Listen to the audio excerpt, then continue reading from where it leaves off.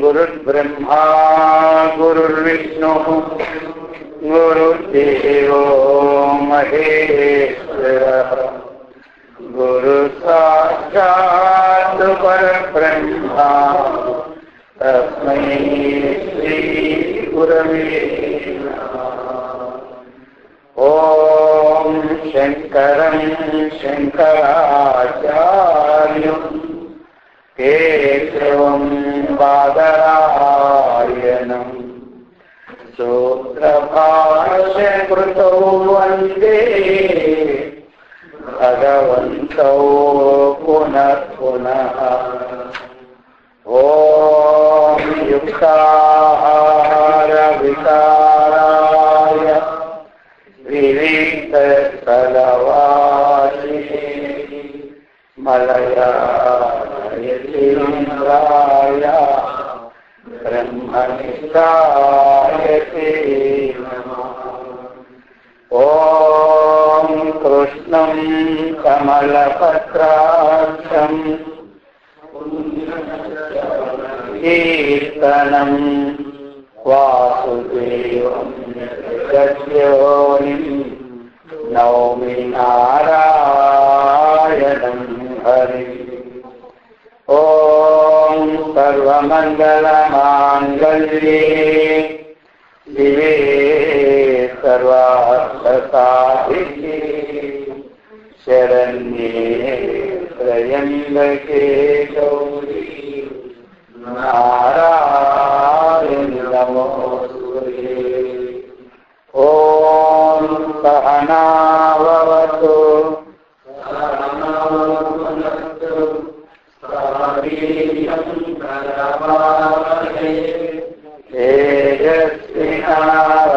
तेजस्विनावधीतमस्तु मा विद्विषावहै।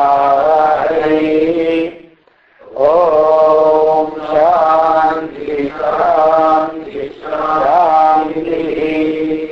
हरिः ओम् तत्सत्तु। परम पूज्य సద్గురు స్వామి శేఖరగిరి వారి విశ్వనారాయణ హృదయపూర్వకంగా చెప్తూ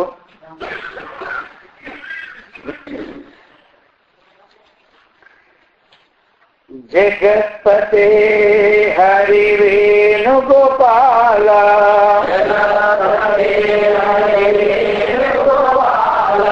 జగత్పతే హరి వేణుగోపాల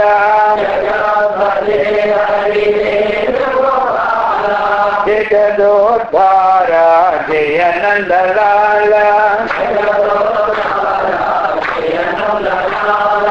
జగదోద్ధార జయ నందలాల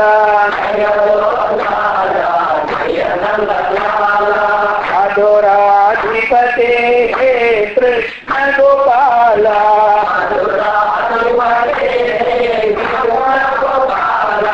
అధురాధిపతే హే కృష్ణ గోపాల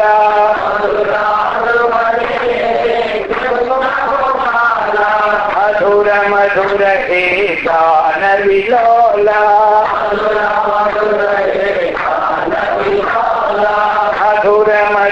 హే గాన విలోల జగత్పతే హరి వేణుగోపాల జగదోద్ధార జయ నందలాల అధురాధిపతే హే కృష్ణ గోపాల మధుర మధుర హే గాన విలోల మధుర మధుర హే గాన విలోల బాలకృష్ణ భగవానికి महाराज की पार्वती पति हर हर महादेव పవిత్రాత్మ స్వరూపులకు ప్రియాత్మ బంధువులారా నిన్న మనం చెప్పుకున్నాం ముముక్షుణ కిం ఫలితం విధేయం ముముక్షు ద్వారా శీఘ్రముగా సంపాదించవలసినది ఏమిటి అని తెలిసింది కదా ముముక్షు అంటే ఎవరు చెప్పండి మీరు ఇప్పుడు నేను విన్నారు కదా మోక్షాన్ని ఎవరు కోరుకుంటారో వాళ్ళందరూ ముఖ్యులు. మరి ఇప్పుడు మనందరికీ మోక్షం కావాలో వద్దని చెప్పాలి. కావాలి కాబట్టి ఇప్పుడు మన పేరు ఏం పేరు ముముక్షు. అదేవిధంగా ఇది ప్రేసభ ముముక్షు సభ అదేవిధంగా కదా ఈ సభ పేరు ఏమిటి? మరి మోక్షం కావాలనుకున్నది ముముక్షుడు కదా, మనం అందరూ ముముక్షుడే. మరి మళ్ళీ ముముక్షు అంటే ఎక్కడ ఉంటావు? బదిలీలో ఉంటాడేమో, కాశీలో ఉంటాడేమో. లేదు, మనందరూ ఎవరు అది. మరి మన ద్వారా చేయవలసినటువంటి పని ఏమిటంటే ఏం చెప్పింది అని శాస్త్రం? 3 చెప్పారు. ఒకటి సత్సంగతి, 2 నిర్మమ, 3 ఈశపతి. అర్థమైందా? అది సత్సంగం వల్ల లాభం ఏమిటంటే నేను చదువుకున్నాను కదా, ఏమి చదువుకున్నా? సత్సంగత్వే నిస్సంగత్వం, నిస్సంగత్వే నిర్మోహత్వం, నిర్మోహత్వే నిశ్చలతత్వం, నిశ్చలతత్వే జీవన్ముక్తి. భజ గోవిందం భజ గోవిందం, గోవిందం భజ గోరమతే. భజ గోవిందం భజ గోవిందం, గోవిందం భజ గోరమతే. ఎవరైనా సరే సత్సంగం లాభం ఏమిటి అంటారు? ఆన్సర్ ఏమిటి? జీవన్ముక్తి. రాస్తుంది కదా.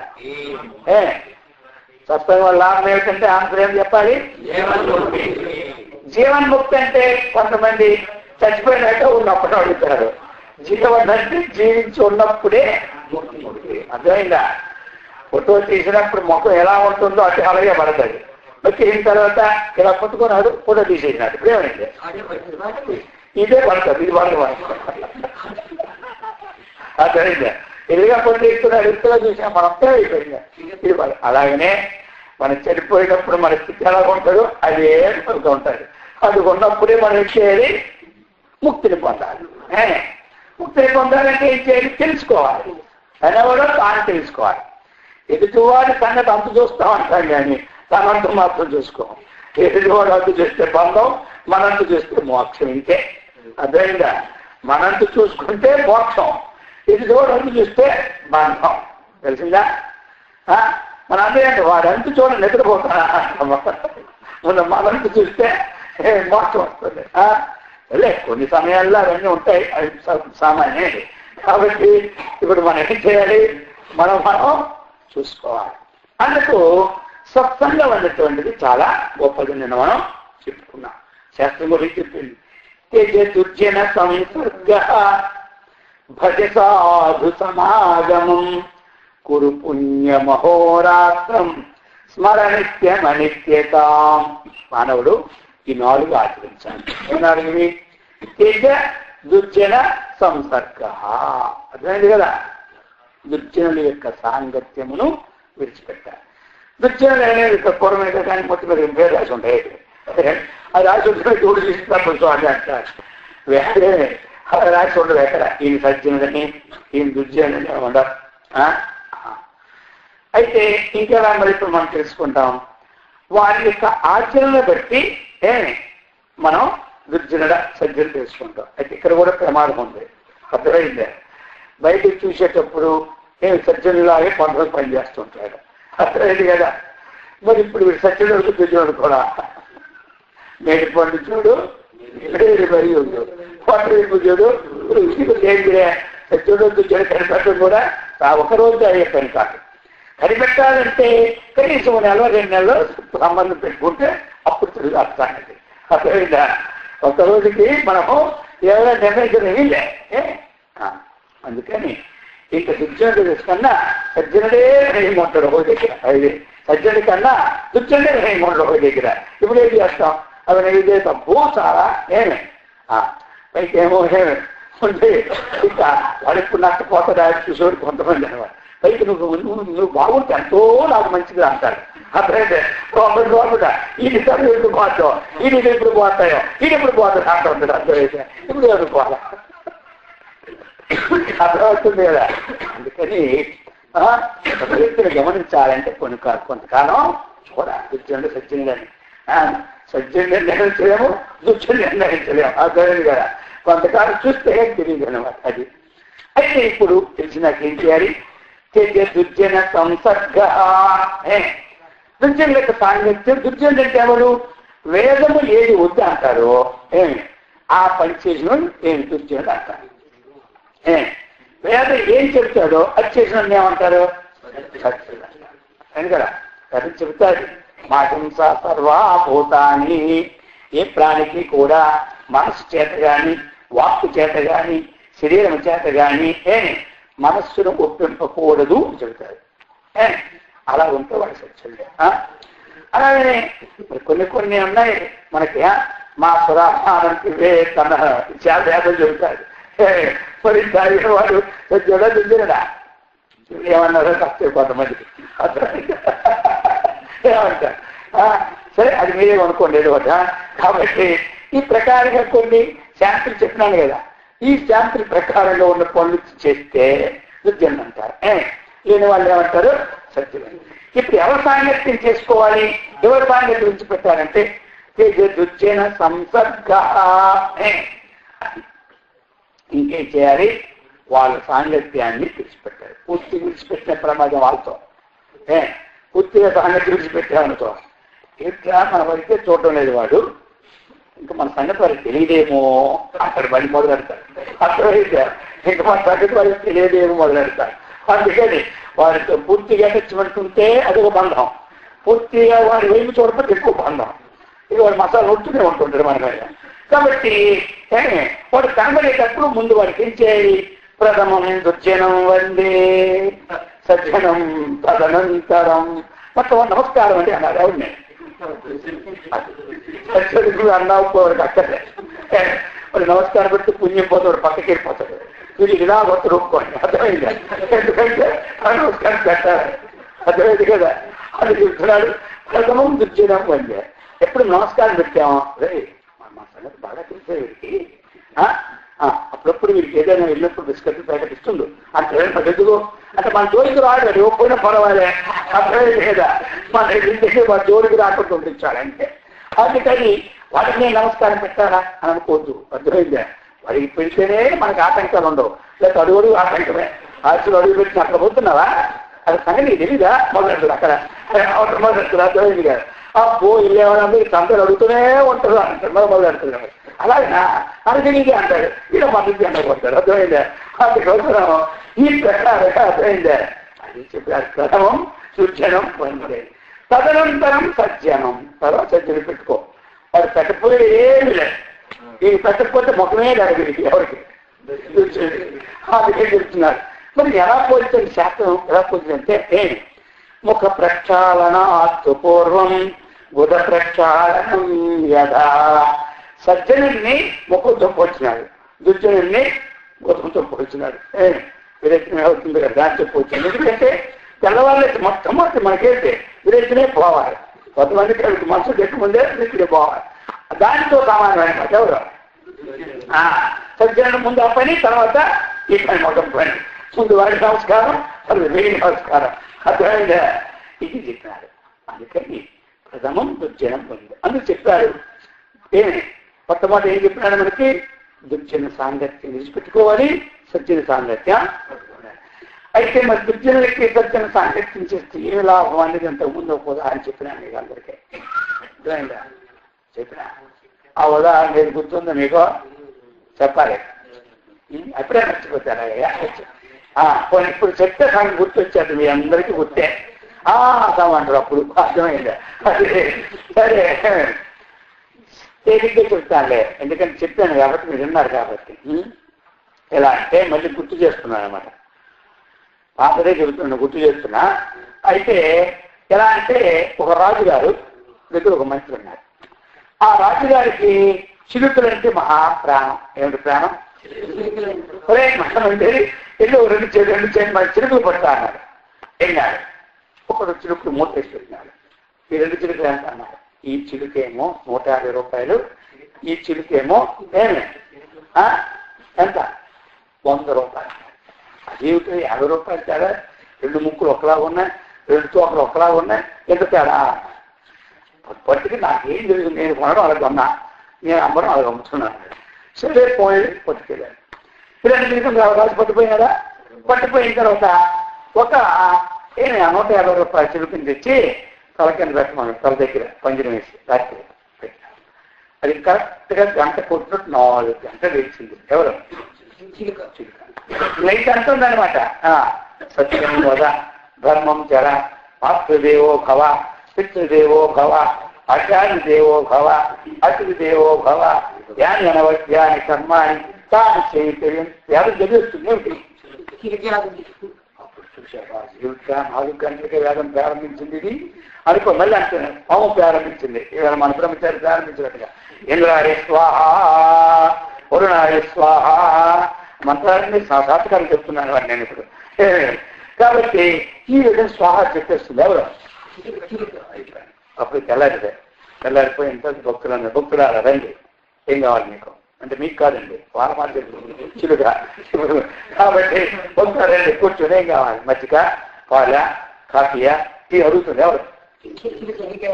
రాజుగారు చూసినారు, ఏమిట్లా ఇంత మర్యాదలు, ఇన్ని వేదాలు, ఇన్ని విజయేస్తుంది అనుకున్నారు. చాలా గొప్పదైనటువంటి చిలుక అనుకున్నారు. సరే మంత్రి, రేపు ఆ చిలుకుంటే తలకెట్టమని రేపు 100 రూపాయలు చిలుపెట్టి ఇదేమిటంటే 4 గంటలు లేవలే. రాజుగారు లేచిన తర్వాత రాజుగారు స్నానం చేసి సంధ్యావందనం ప్రారంభిస్తే అలా కళ్ళు పుళ్ళు వచ్చింది. 7 గంటలే లేచి అంటుంది, మేక మాంసం 3:30 లేవగానే ప్రారంభించింది. గొర్రె మాంసం 5:30 అంటుంది, కోడి మాంసం 30:30. అదే మేక కొట్టబట్టి గుడిని ఇచ్చినావు మన దేవుడు.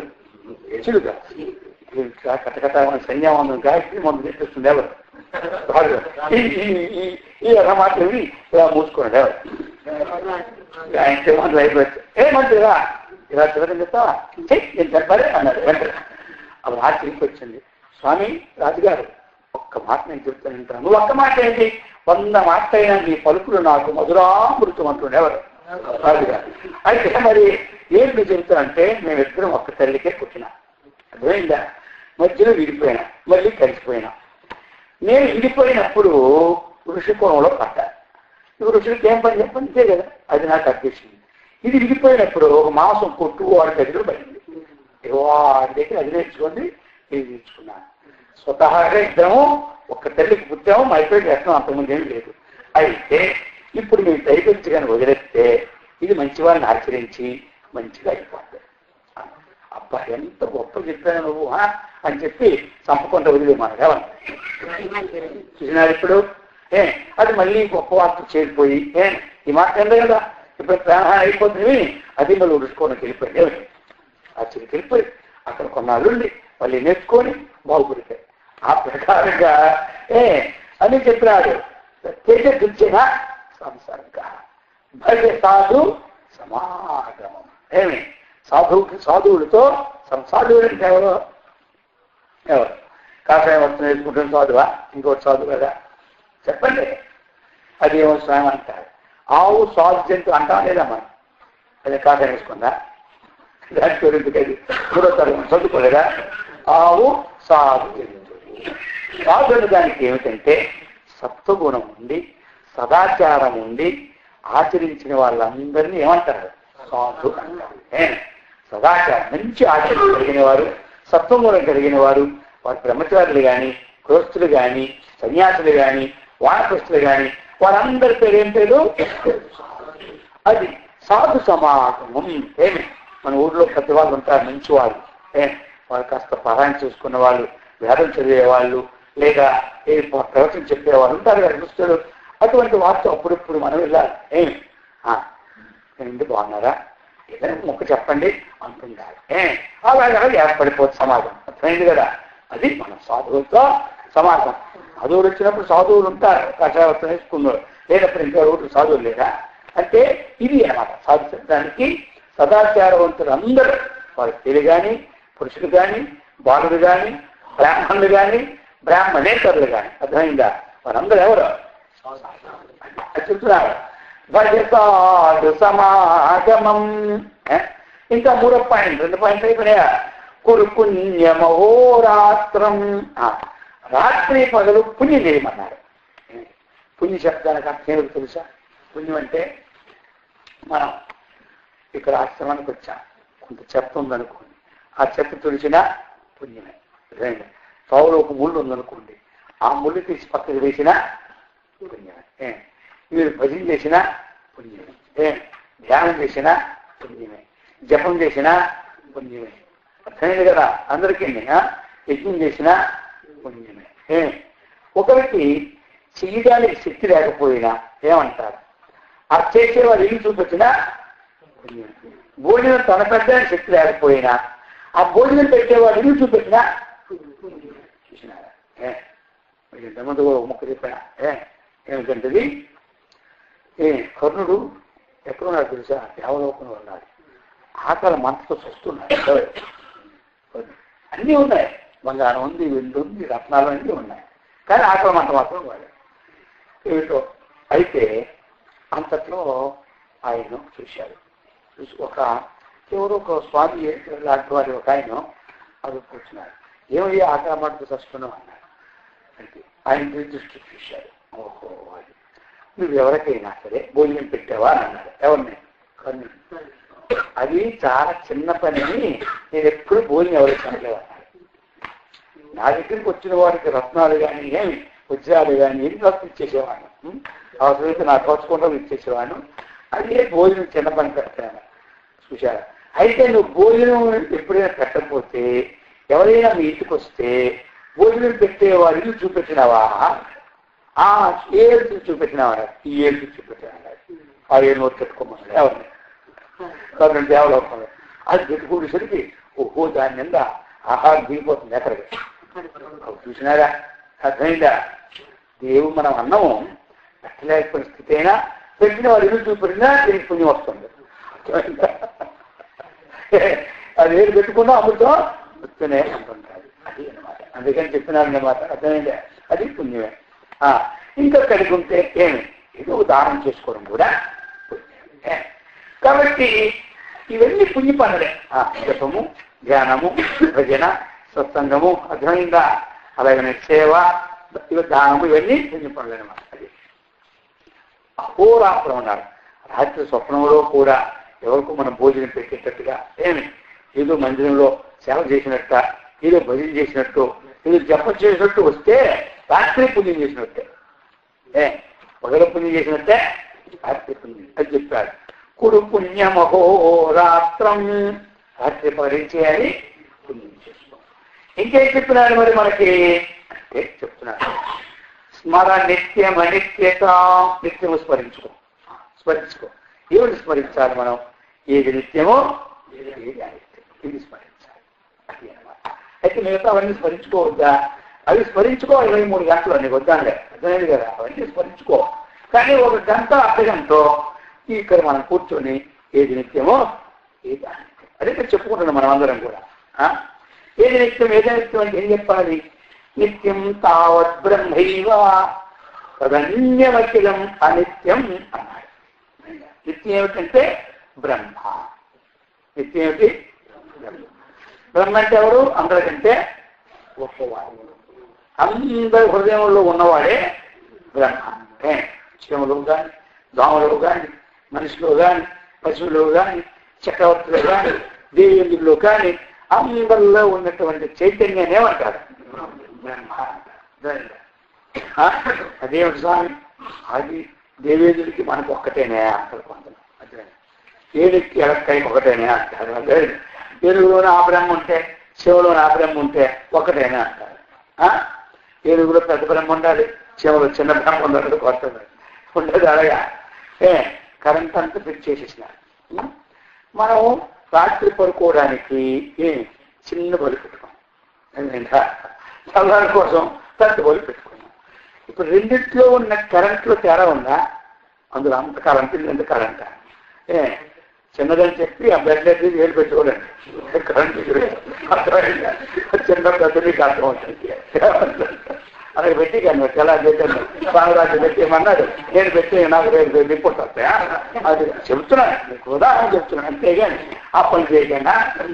కాబట్టి ఆ ప్రకారంగా అక్కడ జనరీ లేదు, ఎస్ది లేదు. అలా కరెంట్ ఏ విధంగా అయితే సర్వత్ర వ్యాపకం ఒక్కటే ఉంటుందో పరమాత్మ ఏం చెప్పిన పేరాలు ఎందుగలడందులేదని సందేహము వలదు చిక్రి సర్వోపగతుండై ఎందెందు వెడకి తోచిన అందందే గలడు దానవాగ్రని వింటే. నువ్వు విన్నావంటే నేను చెప్తున్నా అంటుండే ఎవరు ప్రహ్లాదు, అది వింటే విన్నావంటే చెప్తున్నా అంటున్నాడు. అది ఏమిటి? భగవంతుడు అంతటా ఉన్నాడన్నాడు. విషయం ఆయన కోపం వచ్చింది ఎవరికి? ఎందుకు ఈ పిచ్చి విధవా ఏమి చివరి వరకు నన్ను చంపుతున్నాడు అనుకున్నాడు. చంపించినాడు పాపం, చావలే. ఎన్నో ప్రయోగాలు చేశాడు, చావలే. అప్పుడు తీర్మానం చేసేసుకున్నాడు, వీడి చేతిలో నా చావు తప్పదనుకున్నాడు. ఏమై అంటే నా మొక్క ఎవరు చూడండి, ఆ తెల్ల మొక్క దాంట్లో ఏమిటాయి రుచిందే కదా. సరేలే. కాబట్టి చెప్పారు మనకి మొత్తం మీద తెలుసా అనేసుకున్నాడు. ఇక ఈయన చేతిలో ఎవరి చేతిలో చెప్పండి, నేను అడిగి చెప్తాను ఆవేశ చూసినట్టు చూసినట్టే హిరణ్యకశిపుడు అనుకుంటున్నాడు, ఈ ప్రహ్లాదుడి చేతిలో నా చావు తప్పదు అనుకున్నాడు. వీరి చేతులు తెచ్చే కన్నా వీరికి ఎవరైతే శత్రువో మిత్రుడో వారి చేతులు చావడం ఇంకా మంచిది అనుకున్నారు. అదే వీరి చేతులు తెచ్చే కన్నా ఆయన చేతులు చావడం మంచిది అనుకునే దిగినాడు. ఎవరు చూపెట్టాను, చూపెట్టకపోతే నేనేం చేస్తాను అంటాడు. ఇంతకుముందు ఏం గుర్తు మీరు చాలలేదు కదా, ఇంకేం చేస్తాను ఎందుకని అలవాటు అంటే అందరికీ కదా. ఏనుగు తెచ్చుకుంటూ చావలేదు, ఇప్పుడు నేనేం చేస్తాను అంటున్నాడు. ఎంత అర్థం చెప్పండి. ఆయన ఏం చేసినా నాకు సంబంధం లేదు అనుకుంటానా? చూడండి, ఈ స్తంభం ఉందా అన్నాడు. స్తంభం ఈ పిచ్చివాడు మా తండ్రి అర్థమైందా? అణువులోను కూడా ఉంటాడంటే ఇంత స్తంభంలో ఉండడా అన్నాడు. ఇంకా నాకు మత్తెక్కిస్తున్నామని ఒక దెబ్బ కొట్టాడు స్తంభం. దేవుడు ప్రత్యక్షాడు. అర్థమైందా? ఈ మాటకు జడిసిపోయి నరసింహమూర్తి ఏం చేశాడు తెలుసా? ఈ పిచ్చివాడు ఏమి చిన్నోడు ఏమి తెలిసినాడు, ఇందులో రంగులేదు అని చెప్పి అప్పటికప్పుడు ఎదురు చూపెట్టకుండా హిరణ్యకశిపుడు చూపెట్టకపోతే ఇక నా పేరే ఉండదనుకొని ఆ భగవంతుడు ఏం గడ్డిలోను ఏం పోచుకులోను మొత్తం ఇందులోను అది ఏమో ఇరవై పట్టుకుని చూపెట్టమంటాడు. అందుకే ఇందులోను మొత్తం అన్నింట్లో నిండిపోయాడు నరసింహారావు. అది తెలుసు మొత్తం ఏం చెప్పమంటాడు, ఈ మైక పట్టుకుంటాడు చూపెట్టంటాడు, అది మైకి దూరిపోయాడు అన్ని మొత్తమే. అందుకే చెప్పినాడు అణువులోను. అందుకనే ధైర్యంగా చెప్పాడు ఎవరు? ఈయన మాట పొందిపోకూడదని ఆయన ధైర్యంగా అన్నింటిని చూసినాడు. ఏమో మాయగారు పట్టుకుని చూపెట్టమంటాడేమని అతడు కూడా వచ్చే ఉన్నాడు. అందుకని భగవంతుడు బ్రహ్మ అంటే ఎక్కడ ఉంటాడని వాళ్ళు అడిగారు. ఇక్కడ నీకు ఏం చెప్తాడు? అంతటా ఉంటాడు. ఏం చెప్తారు? అంతటా. మరి అంతటా ఉంటే మన హృదయం ఉంటాడా ఉండడా? అది అంతటా ఉన్నాడు, మన హృదయం ఉంటాడా అంటారు కొంత. కాబట్టి అంతటా ఉంటాడు, మన హృదయంలో కూడా ఉంటాడు. ఇతను నేను పేరు అంటారు బ్రహ్మ లేక ఆత్మ లేక దేవుడు లేక జీవుడు. ఏదన్నా అదే మీకు అదేంగా జీవుడన్నా దేవుడన్నా ఆత్మన్నా పరమాత్మన్నా ఏదన్నా ఆయన చెప్తే అందుకోసం శాస్త్రం చెప్తున్నారు స్మరణ నిత్యం అనిత్యత, నిత్య వస్తువుని స్మరించు. నిత్య వస్తువుని పరమాత్మ అంతటా ఉన్నాడని భావన కలిగింది అనుకోండి, మన పాపాలన్నీ పోతాయి. మన పాపాలన్నీ ఆ భావంతో చూసినా. కాబట్టి కొంతమంది దేవుడు లేడు అంటారు. దేవుడు లేకపోతే వీడు మాట్లాడాడు. ఇప్పుడు వీడు మాట్లాడుతున్నారు శక్తే దేవుడు అనమాట. నాస్తికులు ఏం చేశారు తెలుసా? బ్రహ్మాండంగా సభలు చేశాడు 3 రోజులు అనమాట. ఎన్ని రోజులు? 3 రోజులు సభలు బాగా చేశాడు. లక్షల మంది జనం వచ్చినారు. ఆమె అన్నాడు, ఒక స్నేహితులు వచ్చినారు, ఇప్పుడే సభలు ఎలా జరిగినాయిరా అన్నారు. అబ్బా ఇప్పుడు అంటున్నాడు, సభలు చేసిన వాడు ఎవరు? నాస్తికులు. తెలుసు కదా, దేవుడు లేడు అంటే వాడిని ఏమంటారు? నాస్తికుడు. దేవుడు ఉన్నవాడిని ఏమంటారు? ఆస్తికుడు. తెలుసుకో, పదాలు తెలుసుకోవాలి కదా, లేకపోతే అదేదో చెప్పినట్టుంది అయిపోయినా. కాబట్టి వీళ్ళు 3 రోజులు కూడా దేవుడు లేడని చెప్తున్నాడు ఉపన్యాసాలు. వాళ్ళ స్నేహితులు ఇచ్చారు బొంబాయి నుంచి 3వ రోజున. ఎలా జరిగి సభలు అంటే, అబ్బా ఆ దేవుడు దయ వల్ల సభలు బాగా జరిగారు. 3 రోజులు ఏమన్నాడు? దేవుడు దేవుడు ప్రభావం చెప్పినారా? ఆ 3వ రోజున స్నేహితులు వస్తే ఎట్లా జరిగినాయంటే, అబ్బా ఆ దేవుడు దయ వల్ల బాగా సభలు జరిగిపోయింది. 3 రోజులు పెట్టి దేవుడు గొప్ప చేసి చెప్పినావు, దేవుడు దయ వల్ల సభలు ఎందుకన్నావంటే, అయ్యో నీకేం తెలుసులే, ఆ రోజు మేఘం చూసినావా, గాలి చూసినావా, ఆ గాలితో నా సభ అవుతుంది అనుకున్నాను. కాబట్టి ఆ దేవుడు దయ వల్ల బాగా జరిగిపోయింది. స్వభావంగా నీరు పళ్ళ మెరుగు, పళ్ళ వైపు నీరు పోతుంటారు కర్మ. వీడు ఏదో ఒకరు పుచ్చుకున్నాను అంటాడు, అది పోతాడు. ఏం పుచ్చుకోలేదు ఇక్కడ, పుచ్చుకోలేదు నీకు చేయలే, ఉన్నవాడు ఒక్కడే. నేను అది పుచ్చుకున్నాను, ఏది పుచ్చుకున్నాను, అది పుచ్చుకున్నాను పోయినా అంటాడు. ఏది పుచ్చుకోలే అక్కడ మనకి బాబులే ఉన్నారు, పుచ్చుకోకపోయినా ఆయనే, పుచ్చుకున్నా ఆయనే. అందుకని ఇది మీరు ఏం పుచ్చుకోకండి, అర్థమైందా? ఇందులోనే ఉన్నాయి. కాబట్టి అది చెప్తున్నాడు అనమాట. స్మరణ నిత్యం అనిత్యత, నిత్య వస్తువు. ఆత్మ నిత్యమా అంటే నిత్యము. ప్రశ్న మరి ఆత్మ ఎక్కడ ఉందంటే సర్వత్రా ఉంటున్నది, మన హృదయంలో కూడా ఉంటున్నది. మరి ఆత్మకి మరణం ఉందంటే దానికి మరణం ఎప్పుడు? చావు లేదు. అయింది కదా. ఆత్మ మరి కనబడలేదు అనుకోండి, కనబడకపోతే కొంతమంది నమ్మరు. కనబడకపోతే నమ్ముతారా? కరెంట్ కనబడినంత మాత్రంలో కరెంట్ లేదంటామా? కరెంట్ లేదంటామా? పట్టుకుంటూ వేసిపోతాం. అర్థమైందా? అలాగే ఆత్మతత్వాన్ని తెలుసుకున్నావా అందులో వెళ్ళిపోతాం అంతే. కనపడినంత మాత్రంలో మనం లేదనుకోడు దేవుణ్ణి. నాకు కనపడితేనే ఒప్పుకుంటాను, లేకపోతే ఒప్పుకొని కొంతమంది వాడు. దానికి ఒక ఉదాహరణ చెప్పింది శాస్త్రం. తిలేషు తైలం దధినీవ శక్తి ఆపశ్రోతస్సు అరవీషు చాగ్ని ఏమాత్మని గృహ్యతే సత్యేనైనం తపసాయోనుపత్యతి. చూడండి, కనబడితేనే దేవుడిని ఒప్పుకుంటాను, కనబడకపోతే దేవుడిని ఒప్పుకోనని వాడికి ఉపనిషత్తు చెప్తుంది. 4 ఉదాహరణలు చెప్తుంది. ఒక్క ఉదాహరణ చెప్తే మనం మనసుకి ఎక్కడే. ఎందుకంటే ఒక్కసారి మనసు ఎక్కడికో పోతాడు. అర్థమైందా? మనిషి మాత్రం ఎక్కడే ఉంటాడు. ఇందాకేం చెప్పి మళ్ళీ చెప్పంటాడు, చెప్పిందే ఇది ఎక్కడో పెట్టాడు, ఇందాకేం చెప్పని చెప్పండి, నేను చెప్పేది మళ్ళీ అది చెప్తానులేండి, వద్దాను నేను ఎన్నిసార్లు చెప్తానే ఉంటా. కాబట్టి ఈ ప్రకారంగా ఇప్పుడు చెప్తూ ఉంటాడు అనమాట. తైలం. నువ్వులు మనకున్నాయి లేవా? నువ్వుల్లో నూనె ఉందా లేదు చెప్పండి మీరు అందరూ. ఇంకా డౌటేనా? ఇప్పుడు ఇంకోటి వచ్చినారు, నూనె ఉందా అన్నాడు. ఉన్నదంటే నువ్వు గింజగా పట్టుకున్నప్పుడు నూనె ఒక డ్రాప్ పడుతుంటేనే వాడు నమ్ముతాడు.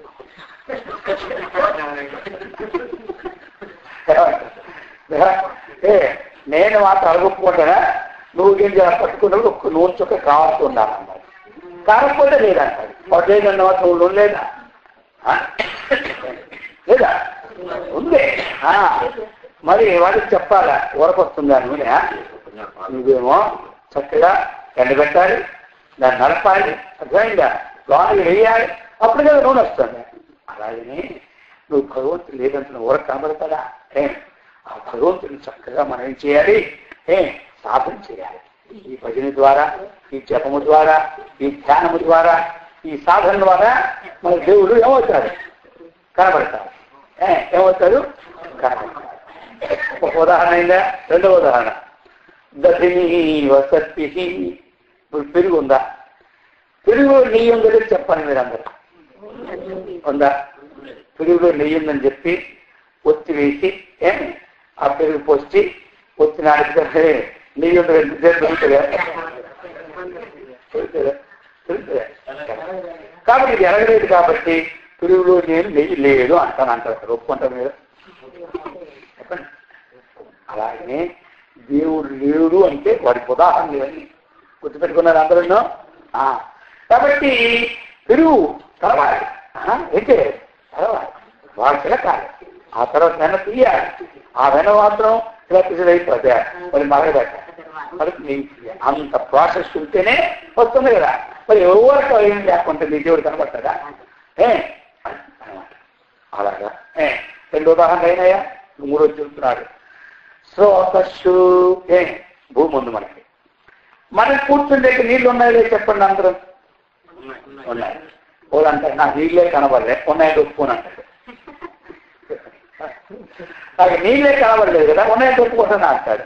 వాడు ఒప్పుకోనంత మాత్రం నీళ్ళేవా? చూచుతావని తెలుసుకోదా? కాబట్టి అలా దేవుడు లేదంటే కుదరదు. ఉన్నాడు దేవుడు. ఇంకొక ఉదాహరణ 4 చెప్పినాడు. మన మధ్య బోర్డకి ఎక్కడని చూసి 4 చెప్పింది, అర్థమైందా? ఇంకోరేం చెప్పింది? కట్టెలు ఉన్నాయి, 2 కట్టెలు పట్టుకున్నాడు. ఇప్పుడు కట్టెలు అంటే కర్రలు అంటాం కదా మనం, 2 కర్రలు తెచ్చినాడు. ఈ కర్రల్లో అగ్ని ఉంటుంది అనమాట. ఏముంటుంది? అగ్ని ఉంటుంది. కర్రల్లో అగ్ని ఉంటే కర్ర పట్టుకొని మండాలి కదా అంటాడు కొంతమంది. కర్ర పట్టుకొని కర్ర మొడుతుంటేనే నేను అగ్ని ఉండదు అనుకుంటాను. అదే ఆ కర్ర ఈ కర్ర గట్టిగా మదిస్తే అగ్ని వస్తుంది. ఆ కర్ర ఈ కర్రకి పట్టుకొని చేతితో 5 నిమిషాలు కర్తం వస్తుంది. అందుకని ఇవి ఎలాగైతే కనబడకుండా నిగూఢంగా ఉందో అలాగనే ఏమమ్మా ఆత్మని దృశ్యతే అసలు ఆత్మ, ఈ ఆత్మ ఎలా ఉంటుంది? ఈ ప్రకారంగా గ్రహించాలి. ఏవం ఈ ప్రకారముగా ఆత్మ అంటే ఆ పరబ్రహ్మ మనలో ఉన్నాడు, ఉన్నాడన్నమాట. మరి ఎట్లా అవి ఎలాగైతే సాధన ద్వారా బయటకు వచ్చినాయో ఇవి కూడా మనం ఏం చేయాలి? సాధన ద్వారా ఆత్మను మనం చూసుకోవాలి. మనం వినాలి. తినగా తినగా వేము ఉంటున్నారు. అనగననగా రాగా మతిశీలు ఉంటున్నారు. పాడుతుంటే అదే రాగం. మూలక రోగం, పాడగా రాగం అన్నారు. అర్థమైందా? రోజు ముడితే రోగం అవుతుంది, రోజు పాడితే రాగం అవుతుంది. కాబట్టి ఆ ప్రకారంగా మనం చేస్తుండాలన్నమాట. అది సాధన చేయాలి. సాధనమున పనులు సమకూరు ధరలోన విశ్వదాభిరామ వేమ ఏమని చెప్పారా? ఏమని చెప్పినది వేదాంతమురా కాదన్నవాడు గాడిరా మరి ఊరుకోడు. ఆయన చెప్పిన వేదాంతం కాదంటే వాడు గాడి చెప్పేసినాడంటే. కొన్ని ఉపాయాలు కొంతమంది ఏం చేస్తారు తెలుసా? ఆయన చెప్పింది కాదంటే గాడిద అన్నారు. కొన్ని ఉపాయాలు ఏం చేస్తారంటే కొన్ని దగ్గర అంటే అన్ని దగ్గర ఉపయోగించకండి, చెప్పింది వినండి అంటే. అర్థమైందే? ఒక ఇంట్లో ఏంటంటే ఒక అరకిలో బియ్యం ఉంది. అరకిలో బియ్యం ఉంటే ఆ ఇంటికి 60, 15 నుంచి 20 మంది వచ్చేసి ఈ అరకేజీ బియ్యంటే మీకు 120 వేసిన 120 చేత బాగా జరుగుతుంది. ఎలా గుర్తించాలండి? నువ్వు గుర్తించు, నీకు ఎందుకు గొడవ, నీకు ఎందుకు గొడవ? నేను ముందు కూర్చుంటా, అర్థమైందా? నేను ముందు కూర్చుంటా, నీకు ఆ గొడవ లేదు. ఎలాగండి? ఒక్కడికి ఎక్కడ ఒక అరకేజీ అంటే కాదు, నీకు అంతా వద్దుగో, ఎంత పెట్టు, నాకు ఎంత పెడతావు, ఎంత పెట్టు అంతే. ఎందుకని ఎక్కువ పెట్టి ఎగ్గారంటున్నారు. అక్కడికి తెలుసుకోండి. దానికి అన్నది ఏమండి మళ్ళీ వేస్తుంది. ఇంతకన్నా ఏ గాజు కొడుకు ఎక్కువ తింటారు అది వంట వాళ్ళే ఎందుకంటే ఏ గాజు కొడుకు ఎక్కువ తింటారంటే పక్కడు ఎందుకు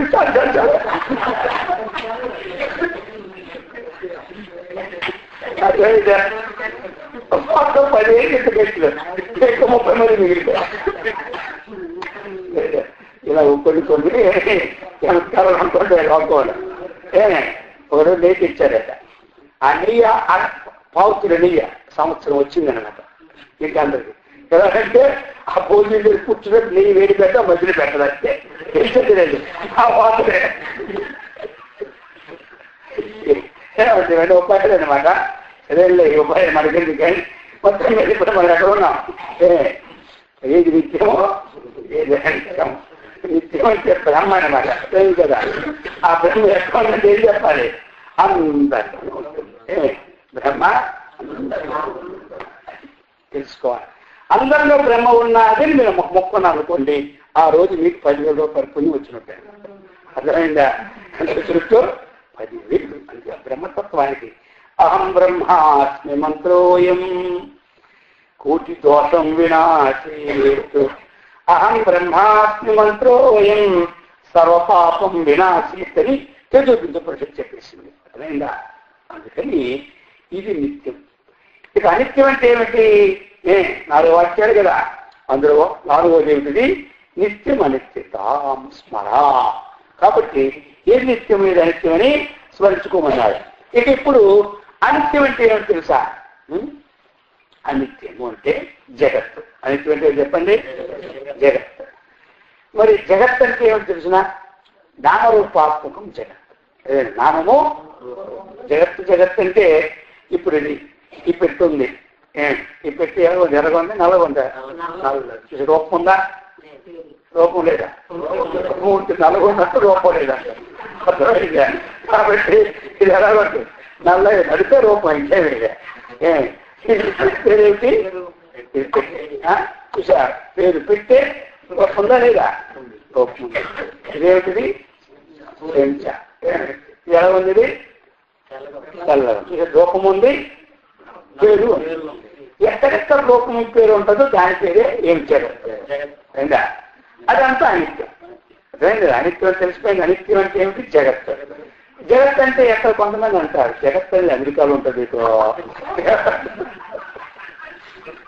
లండన్లో ఉంటుంది ఇటో కొంత దాని లేదు. మన ఎందుకంటే ఉన్నాను, మన ఒంటి మీద కూడా ఉందన్నమాట జగత్.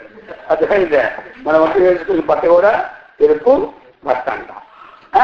ఇంకేమంటాం లాస్ట్కి? ఇప్పుడు మన శరీరం పోతాం. ఇంతవరకు మొత్తం ఎన్నుకున్నా. ఇప్పుడు ఈ శరీరం ప్రతి వాడికి శరీరానికి పేరుందా లేదా? పేరు లేదన్నారా? మీకు రేపు పంచదార కట్టుకునేవారు, అర్థమైందా? కోర్టులో అప్పుకునేవారు. కాబట్టి పేరుందా? కాబట్టి నామము రూపం ఉందా లేదా? రూపం ఎప్పుడు అడుగుతారు? ఎక్కడి నుంచి దూరం నుంచి వస్తే ఫోన్ చేసామనుకో, ఇక్కడి నుంచి పలానా సంబంధం మా ఊర్లో ఉందంటారు. అలా ఆయన ఎలా ఉంటాడు? నల్లగుంటాడా తెల్లగుంటాడు? ముందు అడుగుతాడు. నల్లగుంటే డబ్బులు ఎక్కువ, తెల్లగుంటే డబ్బులు అర్థమైందా? సరే భక్తులు ఆ కూడా వేరే. అందుకని ఏమంటారు? ఈ ప్రకారంగా ఉదాహరణ ఏంటంటే నామం ఉండాలి. ఈ 4 రూపాయలని శరీరం ఇప్పుడు ఏమి 4 రూపాయలు ఎక్కడెక్కడ ఉంటే దాని పేరు ఏం పేరు? మరి ఇప్పుడు ఈ శరీరం నామరూపం ఉందా లేదా? దీని పేరు ఏంటి ఇప్పుడు? అర్థమైందా? జగత్ అంటే ఎక్కడ ఉంది? ఎక్కడే ఉంది, ఎక్కడో లేదు. అర్థమైందా? తెలియక ఎక్కడో ఉందిలే అనుకుంటా. ఇదంతా ఇప్పుడు జగత్తు శరీరం. శరీరం నిత్యమా నిత్యమా? అంతే కదా. అది అన్నమాట. శరీరము నిత్యమైనది ఎప్పుడు ఉంటుంది, అనిత్యమైనది ఒకప్పుడు ఉంటుంది, ఒకప్పుడు. ఈ విచారం చేసుకోవాలి రోజు. ఏది అనిత్యమని దానికి గ్యారంటీ లేదు, నిత్యమని దానికి గ్యారంటీ భగవంతుడు చెప్పినాడు. నేను నిత్యానికి గ్యారంటీ ఇస్తా, అనిత్యానికి సత్యానికి గ్యారంటీ ఎవరన్నాడు. ఎందుకంటే నువ్వు అనిత్యమైన పనులు చేసుకుంటావు, నువ్వు 1 కోటి రూపాయలు తెలుస్తావు. మళ్ళీ జన్మకి 1 కోటి రూపాయలు జన్మకి నేనేవాను. ఎందుకంటే ఆ మనవాళ్ళు కొడుకులు కోళ్ళని ఖర్చు పెట్టేస్తారు. అంతేగాని దాన్ని నేను గ్యారంటీ అది రావు. అర్థమైందా? మరి ఏంటి గ్యారంటీ? నేను నిత్యం పరమాత్మ. పరమాత్మ కోసం నీ భజన చేసినా అది గ్యారంటీ, వచ్చే జన్మకు నీకు ఇచ్చేస్తా. అర్థమైందా? ఆ పరమాత్మ కోసం నేను ఏ సేవ చేసినా ఇచ్చిస్తా. దేవుడికి సంబంధించి గ్యారంటీ, ధ్యానం చేసినా గ్యారంటీ, జపం చేసినా గ్యారంటీ, పూజ చేసినా గ్యారంటీ, హోమం చేసినా గ్యారంటీ, సత్సంగం విన్నా గ్యారంటీ అన్నారు. చూసినారు ఇప్పుడు. అంతేగాని నా శరీరంతో 100 ఎకరాలు సంపాదించానంటే నేను మాత్రం దానికి గ్యారంటీ ఉన్నాను. అదేంటి ఇప్పుడు గ్యారంటీ వచ్చే జన్మకే గ్యారంటీ ఉండాలి కదా. మన కింద జన్మలో చేసిన పుణ్యము ఈ జన్మలో మనకు వచ్చేసింది. మరి ఈ జన్మలో గ్యారంటీ పని చేయడం వద్దా? మరి 24 గంటలు సంపాదనతోనే ఉండిపోతే పోతుందా? 23 గంటలు సంపాదించేయండి, 1 గంట అదంతా గ్యారంటీలే. ఏమంట మనం గడించినాము 100 ఎకరాలు గడించినాము. నేను చెప్పాను ఉదాహరణ గుర్తుందా? ఒక ఆయన చనిపోయాడు కదా, మళ్ళీ ఎక్కడికి వచ్చాడు? మరి పొద్దునకు వచ్చాడా? పొద్దునకు వచ్చేసరికి వీళ్ళందరూ చనిపోయేసరికి ఏమవుతుంది? ఏడుస్తున్నారు లేదు అందరూ ఏడుస్తున్నారు. పెరుగునే వీడు ఎమచేత పట్టుకున్నాడు. అప్పుడే దిగులు వచ్చింది. అప్పుడే ఆ బాబు ఏం చెప్పాను అనుకోవాలి, మళ్ళీ పొద్దునకి వస్తున్నాను, మళ్ళీ వచ్చింది దొరికిపోయాడు. అప్పుడైంది దొరికిపోయి తెచ్చినాడు. ఎందుకు ఏడుస్తుంది చెప్పమని. ఎవరు వీడు తీసుకున్నాడు అడుగుతున్నాడు, ఎందుకు ఏడుస్తున్నారు? నేనేం పట్టుకుపోయి ఏడుస్తున్నారు? అవన్నీ అక్కడ పడేసిన బాగా తిరువల ఉంది. ఆ 3 కోట్ల తాలూకా కానీ మీ దగ్గరే ఉంది. నేనేం పట్టుకుని ఏడుస్తున్నాను? నేను ఏడవాలి ఇప్పుడు. అర్థమైందా?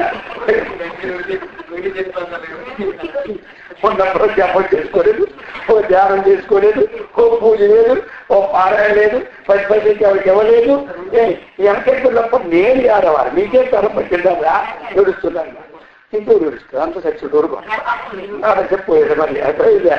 అందుకని మరి గ్యారంటీ ఏంటి చూస్తున్నారు. మనం గ్యారంటీ పనులు చేయమని గ్యారంటీ పని ప్రయత్నం చేసుకోవాలి. ఏమైందా? మీరందరూ చెప్తున్నారు గ్యారంటీ పని రోజు ఇప్పుడు. కాబట్టి అందరూ చెప్తున్నారన్నమాట. ఈ శరీరం ఈ శరీరం అనిత్యాన్ని శరీరాన్ని అందరి సొమ్ము నాకేరని అనకండి. కొంతమంది ఏమంటారు అనిత్యాన్ని శరీరాన్ని అందరి సొమ్ము నాకేరాలి. అలా కాదన్నమాట. అనిత్యాన్ని శరీరాన్ని విభవో నైవ శాశ్వత. శరీరం అనిత్యం, ఈ వైభవం శాశ్వతంగా ఉండదు. చించిన లక్ష్మి ఈరోజు మంచి ఉదయం 10 రూపాయలు కాయటం, రేపు ఇంకోటి చెడిపోతుందో తెలియదు. అర్థమైందా? విభవో నైవ శాశ్వత నిత్యం సన్నిహితో మృత్యు అన్నారు. మృత్యు ఎప్పుడు కూడా సన్నిహితంలో ఉంటుంది. కొంతమంది అంతా మృత్యు ఎక్కడ ఉంటుందండి అంటే మనం పుట్టినప్పుడు నుండి మనం తిన్న ప్రారంభిస్తుంది. మృత్యు మనం సంవత్సరం బర్త్డే చేసుకుంటే ఓ సంవత్సరం మిగిలినట్టే మృత్యుదేవతను పడినట్టే. అర్థమైందా? అలా తిని తిని తిని ఆ మృత్యుదేవత యొక్క కాలసర్పం నోట్లో ఉన్నాం. మనం ఎక్కడున్నామో సగం మిగేసింది. 50 ఏళ్ళు అయితే సగం మిగిలినట్టే. అర్థమైందా? ఇప్పుడు ఈ రోజుకి ఎలాగ ఉన్నామంటే ఒక ఆయన చెప్పినాడు, ఓ పాము వెళ్ళిపోతుందట. వెళ్ళిపోయి కప్పను పట్టుకుంటాడు. ఆ కప్పను తినడానికి కాసేపు ఆగి తిందామనుకో నోట్లు ఉంచుకున్నది ఎవరు? పాము. ఈ కప్ప ఏం చేస్తుంది? సగము నోట్లో ఉంది, సగం బయట ఉంది పాము నోటికి. అది ఎగురుతూ నేగం అంటున్నది ఎవరు? కప్ప. ఇంకా కాసేపు సత్తానికి అడిగలేదు, ఇంక దీనికి గుర్తుంది అనమాట. ఆ ప్రకారంగా ఇప్పుడు కాలసర్పం నోట్లో మనం ఉంది. అదే ఎప్పుడు మిగతా మనకే తెలియదు. ఈ కప్పలా ఏగలు మిగిలినట్టుగా ఈ విషయాన్ని మిగుతున్నాం మనం. అర్థమైందా? అందుకని అది ఎప్పుడు మిగతాదో మనం గుర్తించుకోవాలి. అది చెప్పినాడు. నిత్యం సన్నిహితో మృత్యు కర్తవ్యోత్థాన సంగ్రహ. ఏమిటి మనం చేయాలి? ధర్మాన్ని సంగ్రహించుకోవాలి. అది ఏం చెప్పిందో ఆ పనులు చేసుకోవాలి, దేవతారాధన చేసుకోవాలి, తల్లిదండ్రులను చక్కగా పోషించుకోవాలి, అతిథి అభ్యార్థులు కాస్త పట్టిన మెతుకులు పెడుతూ ఉండాలి. ఇవి మనం ధర్మం చేసుకోవాలి. తనకు తెచ్చుకున్న దాంట్లో కనీసం రూపాయికి 5 పైసలైనా తీసి వాళ్ళు ఉండి వేసుకోండి. 50 రూపాయలు తెచ్చుకున్నారు, ఒక 5 రూపాయలు తీసుకున్న డబ్బా అదేం చేయాలి? ఏదైనా ఆపదలో ఉన్న వాళ్ళకి, ఏదో ఒక పుస్తకాలు లేని వాళ్ళకి, అలాగే అనేక బాధలు పడిన వారికి కొంత పెట్టుకోవాలి మనం. తెలియదు కదా, ఎలాగైనా ఖర్చు అయిపోదు. 1 రూపాయి ఇచ్చినా అదే ఖర్చు, ఇవ్వకపోయినా అదే ఖర్చు. ఇచ్చినా 10 పైసలు అది పురుషు స్టాక్ అన్నమాట. అర్థమైందా అని చెప్పింది శాస్త్రం. కురు పుణ్యమహోరాత్రం స్మరణిత్యమనిత్యత. అది అందుకని ఈ విధంగా మనం సత్సంగతి ముముక్షుణ కిం విధేయమంటే సత్సంగతి నిర్మమ ఈశ్వరతి. ఇంకా ఒకటైపోయింది. ఈ రెండు రేపు సాయంకాలం కూడా ఉంటుందన్నమాట. ఏమిటి ఉపన్యాసం ఎల్లుండి రాత్రి ఉండదు. అర్థమైందా? అందుకని రేపు గ్యారంటీ, ఎల్లుండి నా గ్యారంటీ. అందుకోసం ఈ ప్రకారంగా అందరూ చక్కగా సత్కర్మిష్ఠులై భగవద్భక్తులై ఆత్మజ్ఞా సంపన్నులై ఆయురారోగ్య ఐశ్వర్యవంతులై బ్రహ్మాండముతో విరాజిల్లినట్లు ఆ గురుదేవుడు శ్రీకృష్ణ పరమాత్మ మనందరికి ఇచ్చి సదా రక్షించుగాక. ఓం సహనావతు సహనౌ భునక్తు సహ వీర్యం కరవావహై తేజస్వినావధీతమస్తు మా విద్విషావహై. ఓం శాంతి శాంతి శాంతి. శంభో శివ శివ శివ శివ.